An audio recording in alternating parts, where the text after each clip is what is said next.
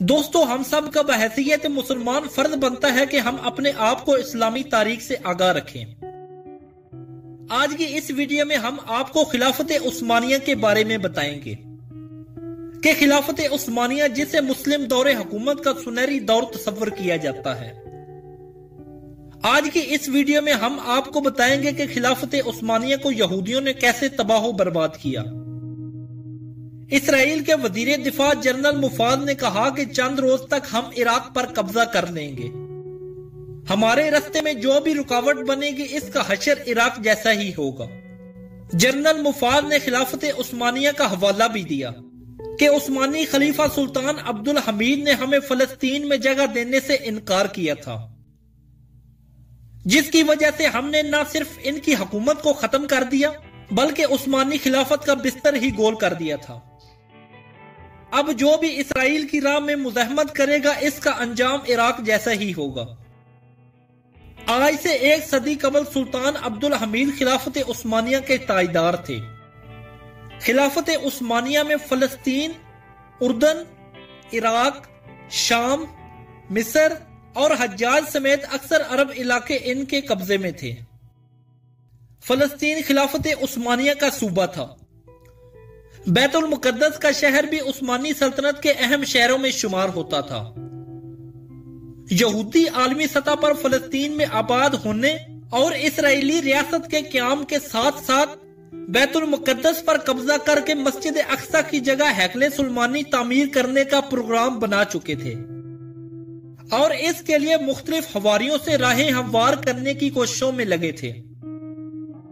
سلطان عبدالحمید نے اپنی یادداشتوں میں لکھا ہے کہ یہودیوں کی عالمی تنظیم کا ایک وفد ان کے پاس آیا اور ان سے درخواست کی کہ انہیں فلسطین میں آباد ہونے کی اجازت دی جائے، کیونکہ عثمانی سلطنت کے قانون کے مطابق یہودیوں کو فلسطین میں آنے کی اور بیت المقدس کی زیارت کی اجازت تو تھی، مگر وہاں زمین خریدنے اور آباد ہونے کی اجازت نہیں تھی۔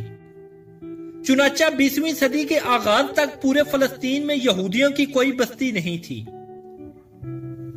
یہودی دنیا کے مختلف ممالک میں بکھرے ہوئے تھے۔ سلطان عبدالحمید مرحوم نے یہ درخواست منظور کرنے سے انکار کر دیا، کیونکہ اسرائیل، بیت المقدس اور فلسطین کے بارے میں یہودیوں کا عالمی منصوبہ ان کے علم میں آ چکا تھا، اس لیے ان کے لیے یہ ممکن نہیں تھا کہ وہ اس صورتحال میں یہودیوں کو فلسطین میں آباد ہونے کی اجازت دے دیں۔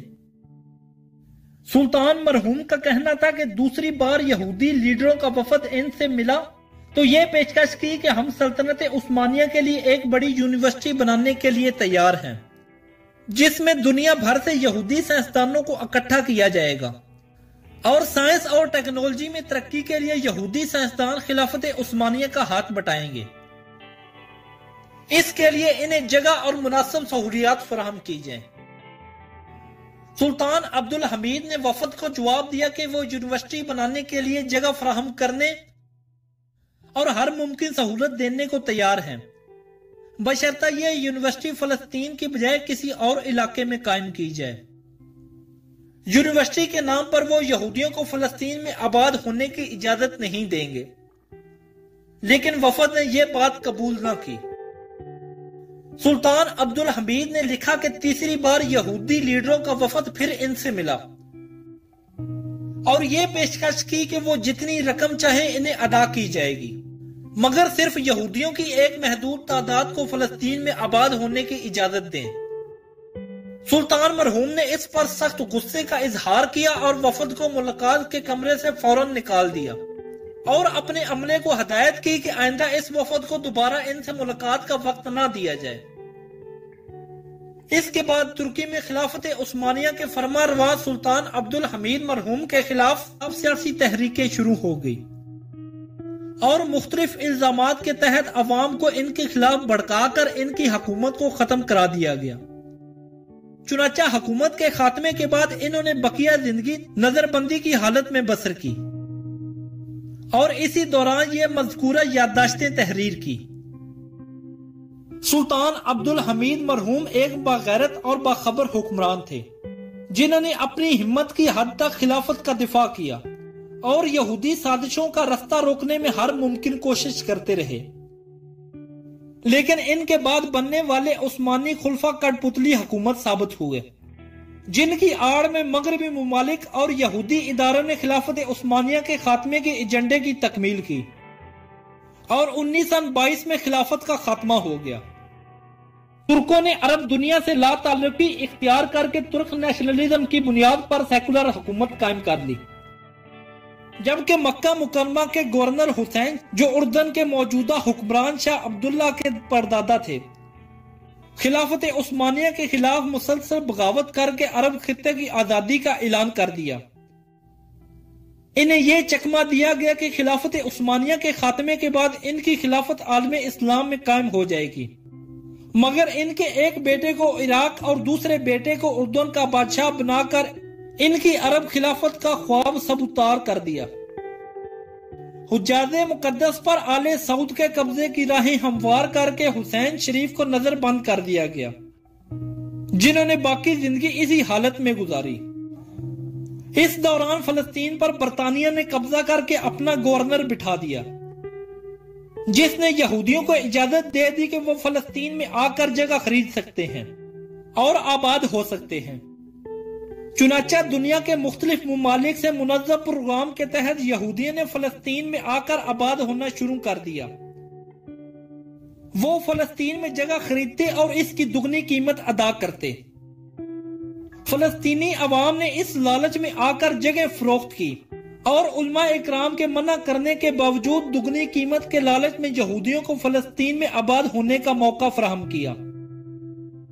اس وقت عالم اسلام کے سربراہ علماء اکرام نے فتویٰ جاری کیا کہ یہودی فلسطین میں آباد ہو کر اسرائیلی ریاست قائم کرنا چاہتے ہیں اور بیت المقدس پر قبضہ ان کا اصل پروگرام ہے، اس لیے یہودیوں کو فلسطین کے زمین فروخت کرنا شرعاً جائز نہیں ہے۔ یہ فتویٰ دیگر بڑے علماء اکرام کی طرح حکیم الامت حضرت مولانا اشرف علی تھانوی نے بھی جاری کیا، مگر فلسطینیوں نے ان کی کوئی پرواہ نہ کی اور دنیا کے مختلف اطراف سے آنے والے یہودی فلسطین میں بہت سی زمینیں خرید کر اپنی بستیاں بنانے اور آباد ہونے میں کامیاب ہو گئے، اور اقوام متحدہ نے بھی یہودیوں کو فلسطین کے ایک حصے کا حقدار تسلیم کر کے ان کی ریاست کے حق کو جائز قرار دے دیا۔ فلسطین میں اسرائیل اور فلسطین کے نام سے دو الگ الگ ریاستوں کے قیام کی منظوری دے دی، جس کے بعد برطانوی گورنر نے اقتدار یہودی حکومت کے حوالے کر دیا۔ اس سے یہ پتہ چلتا ہے کہ خلافت عثمانیہ کے خاتمے میں یہودیوں کا بہت اہم کردار تھا۔ اس سے یہ اندازہ لگایا جا سکتا ہے کہ عالم اسلام کے دشمن کس قدر چوکنا اور باخبر ہیں، اور اس کے مقابلے میں ہماری بے حسی، بے خبری اور ناعقل اندیشی کی سطح کیا ہے کہ اللہ تعالی ہمارے حال پر رحم فرمائے، آمین یا رب العالمین۔ دوستو، آج کی ہماری ویڈیو بس یہی تک تھی۔ اگر آپ کو ہماری ویڈیو پسند آئی ہے تو اس ویڈیو کو لائک کریں، شیئر کریں اور کومنٹ میں اپنی رائے کا اظہار ضرور کریں، اور ہمارا چینل عثمان علی ٹی وی ضرور سبسکرائب کر لیں۔